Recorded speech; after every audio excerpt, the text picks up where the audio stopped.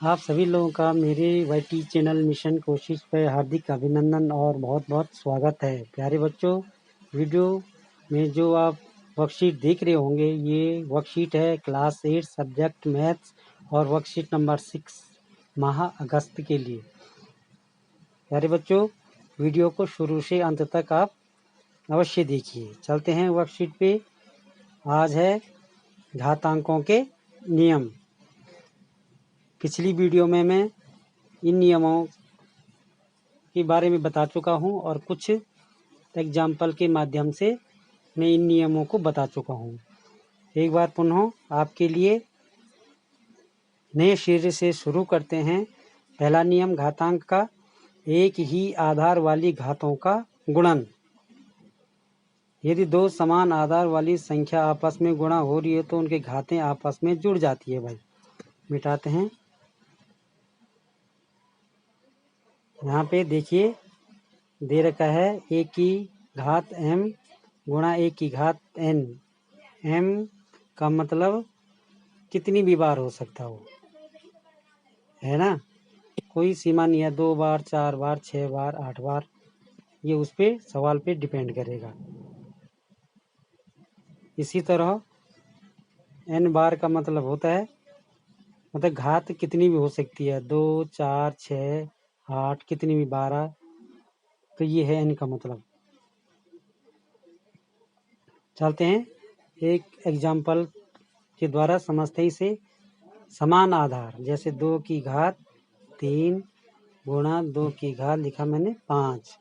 अब आधार कौन है प्यारे बच्चे, इसमें 2 आधार है, 20 है, इसको बोलते हैं आधार। और ये घातांक, ये क्या है, घात, इनको बोलते हैं घातें। इसमें 3 घात है और इस 2 में 5 घात है। तो ये नियम कहता है, पहला नियम,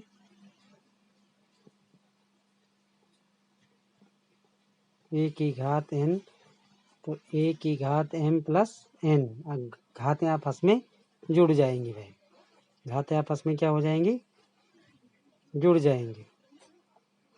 अब 2 की घात 3 लिखा मैंने, 2 की घात 5, अभी आधार समान है तो 2 लिखेंगे और m प्लस n का प्रयोग करेंगे नियम का, तो 3, 2 की घात 3 धन 5। आधार को हम एक ही बार लिखेंगे, वन टाइम, ओके। और घातें आपस में जुड़ जाएंगी, तो 2 की घात 5 और 3 8, ये इसका आंसर हो जाएगा। मिटाते हैं, फिर आगे बढ़ते हैं। इसी तरह प्यारे बच्चों एक और उदाहरण के माध्यम से समझते हैं। 5 की घात 4 गुणा 5 की घात 3, आधार एक 5 लेंगे और ये घातें m प्लस n नियम से 4 प्लस 3 हो जाएगा घातें, तो हो जाएगा 5 की घात 4 और 3 7। ये इस क्वेश्चन का आंसर निकल के आ जाएगा। चलते हैं प्रश्न की ओर सीधे। बाकी आप लोगों ने पढ़ना ही से कि समान आधार वाली घातों का गुणा समान आधार वाली घातों का विभाजन भाग समान घातों वाली घातों का भागफल, ये आप लोगों ने क्या करना है, पढ़ना इसे। भाई चलते हैं प्रश्न पे, स्वयं कीजिए। ये देखिए प्यारे बच्चों, पहला दे रखा है आप लोगों के लिए। पहला प्रश्न ये रहा आपके लिए स्क्रीन पे, 7 की घात 2 गुणा 7 की घात 2। अब नियम के अनुसार m प्लस n, इस नियम से चलेंगे तो आधार समान है, 7 लिखेंगे और 2 घात यहाँ है, 2 घात यहाँ है, तो 2 धन 2, ये हो जाएगा 7 की घात 4। इस प्रश्न का आंसर आ जाएगा। मिटाते हैं, फिर आगे बढ़ते हैं। अगला प्रश्न देखिए, इसमें 5 की घात 2 भागा 5, यहाँ पे दिखने रहा होगा भाग का चिन्ह, तो वही इसमें क्या करेंगे, विभाजन का नियम लगाएंगे। विभाजन में a की घात m भागा a की घात n, आधार समान है तो ये हो जाएगा m माइनस n। क्लियर, घातें घट जाएंगी, यहाँ जुड़ जाएंगी, यहाँ घट जाएंगी। भाई देखिए हल करते हैं इसे, तो 5 की घात 2, भाग को बट्टे में लिखेंगे 5 अब जिस पे कोई घात नहीं होती है, जैसे कोई भी अंक लिखा हमने, 2 लिखा, 3 लिखा, 5 लिखा, तो इन पे एक घात मानी जाती है। कितनी घात? एक घात। उसे लिखते नहीं है, ये यूनिवर्सल होता है। मिटाते हैं। अब 5 पे नीचे हर में कोई घात नहीं है, तो ये बराबर में जब जाएगा तो 5 की घात 2 ऋण 1 हो जाएगा। कोई घात नहीं मतलब एक घात मान के चलो, मानना पड़ता है वो। अब 2 में से 1 गया, 1, 5 की घात 1, तो 1 को लिखते नहीं है, फिर ये आ जाएगा 5। इस प्रश्न का आंसर आ जाएगा। क्लियर? अगला प्रश्न देखिए, ये रहा आप लोगों के लिए स्क्रीन पे। ये है तीसरा प्रश्न। 6 की घात 2 और सारे की घात 4, बड़ा होगा थोड़ा, 4। 6 की घात 2 और सारे की घात 4। अब ये नियम पढ़ा होगा ना आपने, यहाँ पे लगेगा नियम a की घात m सारे की घात n। तो घातों की घात का क्या होता है? गुणा हो जाता है भाई, m इंटू n। ये इस क्वेश्चन, इस नियम से हम हल करेंगे। ठीक है, अब देखेंगे आप कैसे करेंगे। 6 की घात 2 गुणा 4 करेंगे, तो 4 दूनी 8, 6 की घात 8। इस प्रश्न का आंसर आ जाएगा। मिटाते हैं, फिर आगे बढ़ते हैं। अगला प्रश्न ये रहा आपके लिए, प्रश्न 4। देखिए, 2 की घात 5 गुणा 4 की घात 5। ठीक, अब देखो प्यारे बच्चों, यहाँ पे आधार अलग हो गए हैं। आधार क्या हो गए? अलग हो गए, और घातें क्या हो गई? समान हो गई, इक्वल है। 5 घात यहाँ भी है, 5 घात, जबकि यहाँ 22 है, यहाँ 4 है। आओ चलते हैं, इस प्रश्न को हल करते हैं। ठीक है, अब 2 की घात 5 गुणा 4 की घात 5। तो 2 की घात 5 गुणा 4 को हम 2 गुणे 2 भी कर सकते हैं, और सारे की घात 5। समझ गए इतना? इस पे कौन सा नियम लगेगा? वही a की पावर m और होल पावर n, है ना? तो इनका गुणा हो जाएगा। देखिए अब कैसे करेंगे। 2 की घात 5 और ये हो जाएगा गुणा 2 की घात 2, 2 है ना ये, और सारे की घात 5। क्लियर? और 2 की घात 5 गुणा, ये गुणा हो जाएंगे घातें आपस में, तो 2 की घात बन जाएगी 10। फिर लगाएंगे यहाँ पे m प्लस n का नियम। अब ये दोनों घातें जुड़ जाएगी। अब आधार क्या हो गया? समान। समान आधार हो गया, तो 2 और 10 यहाँ पे हो जाएगा 5 धन 10 बराबर 15। इतना समझ गया? तो ये हो जाएगी 2 की घात 15। इस प्रश्न का आंसर आ जाएगा। चलते हैं, सरल हैं, आप आसानी से इन प्रश्नों को कर लेंगे। अब है अगला, ये रहा आपके लिए 5वां प्रश्न। 6 की घात 5 भागा 3 की घात 5। अब इसे कैसे हल करना है, आइए देखते हैं। ऊपर की तरफ चलते हैं। 6 की घात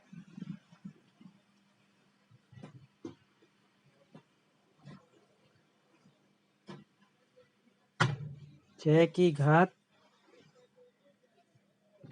5 बटे 3 की घात 5। अब 6 के यहाँ बाजे गुणनखंड करेंगे भाई हम, प्राइम फैक्टर। तो 2 गुणा 3 सारे की घात 5 बटे 3 की घात 5। इतना समझ गया आप? अब ये सारे की घात है, तो 2 की घात 5 गुणा 3 की घात 5 बटे 3 की घात 5। 3 की घात 5, 3 की घात 5 कट जाएगा। ये हो जाएगा इस क्वेश्चन का आंसर 2 की घात 5।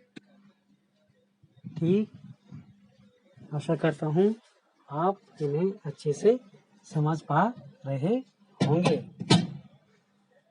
क्लियर हो गए? इसके क्या करने हैं, प्राइम फैक्टर करने हैं, और फिर उनके अलग अलग घात क्या करने लिखनी है।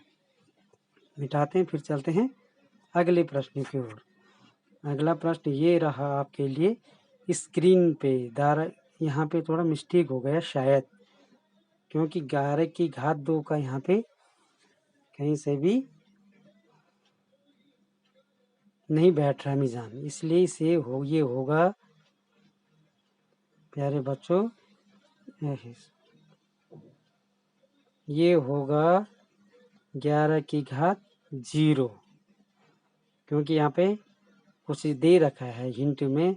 अगर देखिए भाई, जब किसी भी चर या अचर राशि में या राशियों में क्या होता है, घात 0 होती है, a की पावर 0 या x की घात 0 या 2 की घात 0, 11 की घात 0, 20 की घात 0 आता है, तो इन जीरो का मान हमेशा होता है 1।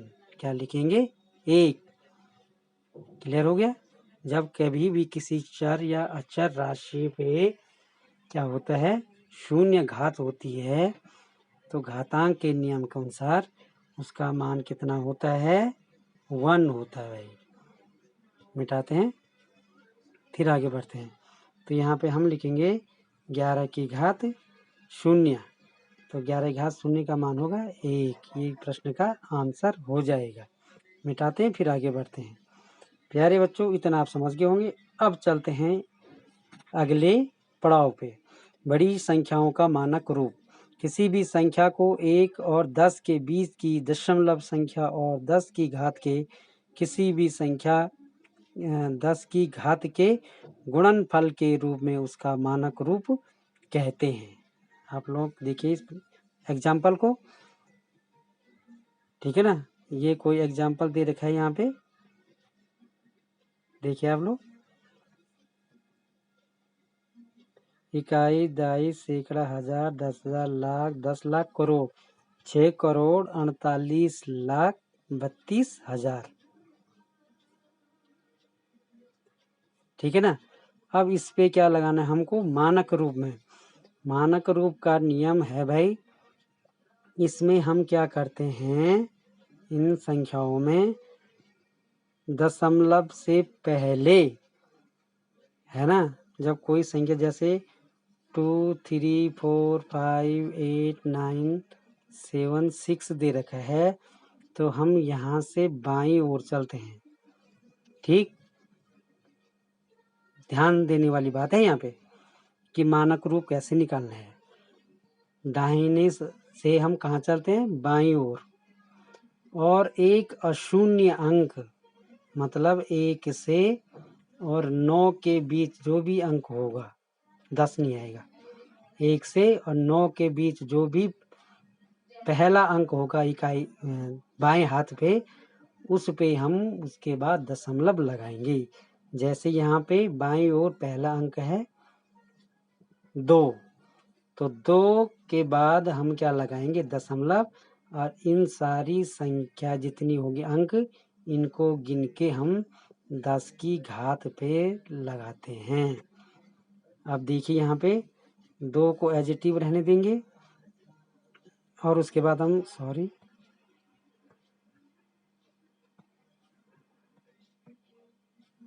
2.34587 और गुण, यहाँ पे स्पेस कम है, मिटाते हैं इसे।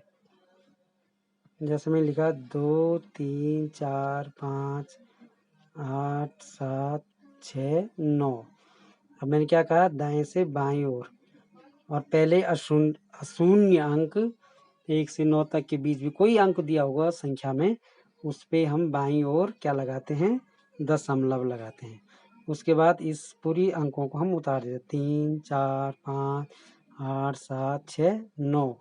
अब दशमलव के बाद कितने अंक हैं, इनको गिनते हैं और गुणा 10 की घात में लिखते हैं। तो यहाँ पे 1, 2, 3, 4, 5, 6, 7, तो 10 की घात 7 लिखेंगे। ठीक, ये इस प्रश्न का हल हो जाएगा। अब यहाँ पे एग्जाम्पल के रूप में देखिए आप लोग, ये अब यहाँ पे दशमलव लगा कहाँ पे, 6 के बाद, क्योंकि बाईं ओर से पहला अशून्य अंक है वो है 6। 6.4832 और गुणा 10⁻7। अब आप लोग बोलेंगे कि ये 0 क्यों नहीं लिखे, क्योंकि दशमलव के बाद शून्य का कोई मान नहीं होता है, सिर्फ ये इसमें काउंट किए जाएंगे घातांक के नियम में। देखिए आप लोग,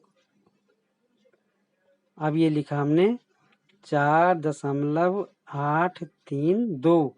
अब घात कितनी लगी, 7। देखिए 6 के बाद कितने अंक हैं, 6 के बाद 4 है, 1 2 3 4 5 6 शून्य, शून्य को भी जोड़ा गया है, लेकिन 0 यहाँ 2 के बाद 0 नहीं लगाए गए हैं। देख लें, इसके आगे 0 नहीं लगाए गए हैं। इतना आप समझ के मिटाते हैं, फिर आगे बढ़ते हैं। आशा करता हूँ आप इस वाले को भी समझ गए होंगे। अब मतलब पहले अशून्य अंक के बाद क्या लगेगा, दशमलव, कोई भी अशून्य अंक हो 1 से 9 के बीच। अब देखो जैसे 3 4 3 और कितने 0 हैं, 1 2 3 4 5 6 7 0, 1 2 3 5 6 और 7 0। तो बाईं ओर लेंगे और पहला शून्य अंक है 3, 3 के बाद दशमलव लगाएंगे, 4 3 गुणा 10⁻, कितने अंक हैं दशमलव के बाद, दशमलव के बाद 1 2 3 4 5 6 7 8 9। ठीक है, तो 10⁻9 इस प्रश्न का उत्तर आ गया। अब आप लोगों के लिए ये रहा स्क्रीन पे पहला प्रश्न। ठीक है ना,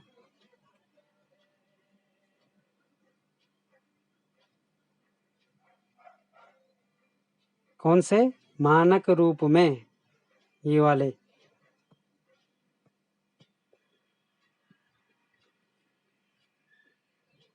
देख रहे आप, चलो इसके अनुसार चलते हैं, वर्कशीट के अनुसार।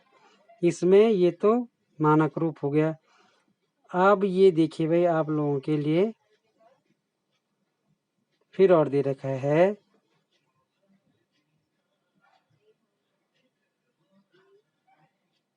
विस्तारित रूप। मानक रूप, इसके बाद प्रश्न आएंगे। विस्तारित रूप में क्या करना है प्यारे बच्चों, जैसे हमारे पास कोई संख्या दे रखी है यहाँ 2 5 9 4 6, तो इसे स्थानीय मान में पढ़ेंगे, इकाई, दाई, सैकड़ा, हजार, 10,000। ठीक है, तो 1000 कितने हैं, इकाई, दाई, सैकड़ा, हजार, 10,000 कितने हैं, तो 2 का गुणा हम 10,000 से करेंगे। इकाई, दाई, सैकड़ा, हजार, 10,000, धन 5 का गुणा 5 हजारवें स्थान पे है, तो 1000 से गुणा करेंगे। फिर धन 9 कौन सा स्थान है, 100वां स्थान है सैकड़ा का। फिर इसमें 4 कौन से, ढाई का स्थान पर 10 से गुणा करेंगे। फिर 6 को करेंगे 1 से गुणा। ठीक है, या 10⁻0 लिखेंगे तो उसका मान भी 1 ही आएगा। अगर यहाँ पर 6 गुणा 10⁻0 लिखा है तो इसके मान भी प्यारे बच्चों कितना होगा, 1। वही बताया था मैंने, किसी अंक चर अचर राशि पे 0 लगता है घात में तो उसका मान 1 होता है। तो इस तरह से ये इसका क्या हुआ, विस्तारित रूप। अब 2 को 10,000 से गुणा करें तो 20,000 आएगा। फिर 5 को 1000 से गुणा करेंगे तो 5,000 आएगा। 9 को 100 से गुणा करेंगे तो 900 आएगा। इस तरह से 4 को 10 से गुणा करेंगे तो 40 आएगा, और 6 इनको आपस में जोड़ेंगे तो ये निकल के आ जाएगा हमारे पास, ये कितना आया। अब देखिए यहाँ पे क्या आया, 2 गुणा 10⁻10 पे कितने 0 थे 10,000 में, 10,000 में थे 4 0। फिर धन 1000 में कितने जीरो? 10 की घात 3 जीरो। फिर धन 4 गुणा 10 में कितने जीरो? 1 जीरो। 40 में 1 जीरो और धन 6 भी लिख सकते हैं हम, या आप चाहे 6 गुणा 10 की घात 0 भी लिख सकते हैं। तो ये इसका क्या हो गया है? विस्तारित रूप घात के रूप में। ठीक है ना? मिटाते हैं। जैसे यहाँ पे हमने कोई प्रश्न लिखा 3 4 5 6 7 8। ओके, ये कोई संख्या है, इसे पढ़ेंगे इकाई, दाई, सैकड़ा, हजार, 10,000, लाख। तो 3 गुणा 1 लाख, लाख। फिर धन 4 का स्थान है 10,000वां, 10,000 से गुणा। फिर 5 को 1,000 से गुणा। फिर 7 को 70 हो गई, 7 को 10 से गुणा। फिर धन 8 को 1 से गुणा। अब ये 10 पे कितनी घात हैं? 1 2 3, कितने जीरो हैं 10 में? 1 2 3 4 5। ठीक है ना? तो 3 गुणा 10 की घात 1 2 3 4 5। फिर धन 2 गुणा 10 की घात 4। फिर धन 5 गुणा 10 की घात 3। फिर धन 7 गुणा 10 की घात 1। फिर 8 गुणा 10 की घात 0 भी लिख सकते हैं हम। ये इसका विस्तारित रूप हो गया घात के रूप में। इसी तरह आपने प्यारे बच्चों क्या करना है, इन प्रश्नों को हल करना है। देखिए, विस्तारित रूप में लिखिए। ये देखिए आप लिए रहा प्रश्न। आप ये देखिए विस्तारित रूप में लिखा है। यहाँ पे स्पेस की कमी के होने कारण कम होने से थोड़ा दिक्कत आ रही है। अभी 8 2 7 3 7 9, ये कोई संख्या है। इसको पढ़ेंगे इकाई, दाई, सैकड़ा, हजार, 10,000, लाख। तो 8 गुणा 1 लाख, इकाई, दाई, सैकड़ा, हजार, 10,000, लाख। धन लगाएंगे, 2 का कौन सा स्थान है? 20,000वां। गुणा, तो 10,000 से गुणा करेंगे। धन 7 गुणा 1,000। धन 3 गुणा 100। धन 7 गुणा 10 हुआ नहीं? इसको गुणा करेंगे तो 8 लाख आएगा। अब इसको घातांक के रूप नियम के अनुसार कैसे लिखेंगे? 8 गुणा 10 की घात 5। 1 2 3 4 5। फिर 2 गुणा 10 की घात 4। फिर 7 गुणा 10 की घात 3। फिर 7, फिर क्या है? 3 गुणा 10 की घात 2। फिर 7 गुणा 10 की घात 1। फिर 9 लिखेंगे, या 9 गुणा 10 की घात 0। इस तरह से आप इसे हल करेंगे। अब मानक रूप में लिखिए।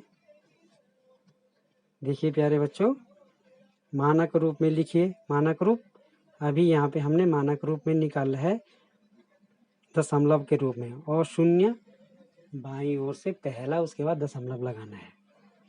अब देखिए एक यहाँ पे मैं बता देता हूँ, 8 9 7 9 और उसके आगे 1 2 3 0। अब यहाँ से बाईं ओर चलेंगे, पहला और शून्य अंक कौन है? 8। 8 के बाद दशमलव लगाएंगे, ये दशमलव लगाया, ये दशमलव लगा। अब इसको लेंगे 9 7 9 गुणा, दशमलव के बाद कितने अंक हैं यहाँ? इनको गिनेंगे, 1 2 3 4 5 6। तो 10 की घात 6। ये इसका क्या हो जाएगा? मानक रूप आ जाएगा। अब ये रहा आपके लिए स्क्रीन पे अगला प्रश्न, जो आप लोगों ने स्वयं हल करना है। प्यारे बच्चों, आशा करता हूँ वीडियो आपको जरूर पसंद आएगी। वीडियो को शुरू से अंत तक देखते रहिए भाई, तभी आप इन प्रश्नों को हल कर पाएंगे। आज के लिए इतना ही, नए वीडियो के साथ फिर मिलेंगे, तब तक के लिए बाय बच्चों।